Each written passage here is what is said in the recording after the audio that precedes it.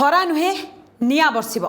भारतीय पाणीपाग विभाग एवं आंतर्जातीय संस्थागुड़िक सद्यतम रिपोर्ट अनुसार 2026 जून जुलाई बेलू एलनिनो सक्रिय होबार 60 ରୁ 80% संभावना रही। एलनिनो सक्रिय हेले समुद्रर तापमात्रा बढ़ी थाए, जहा फल स्थल भागरे प्रबल ग्रीष्म प्रवाह बा हिट वेव देखा दिए।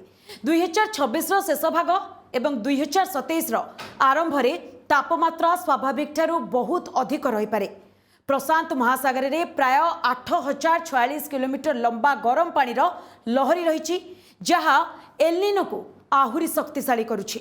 वैज्ञानिक माने सतर्क करिसेंति जे 1877 पर एबे पर्यंत सबुठारु शक्तिशाली एलनिनो गठित हेउथिबा आशंका करा जाउछि। एथिपाई सारा पृथ्वी रे भयंकर गरम, खरा एवं रोग व्याधि व्यापी जाई पारे। से समय रे जहार फलस्वरूप पृथ्वीर प्राय 4% लोकंकर मृत्यु घटिथिला। साधारणतः एलनिनो प्रति किछि वर्ष रे होइथाय एवं एहार प्रभाव रे पाग एवं वर्षार ढांचारे भी परिवर्तन आसी थाए, जहा फल रे केउठी खरा एवं केउठी अधिक वर्षा भी होइथाय।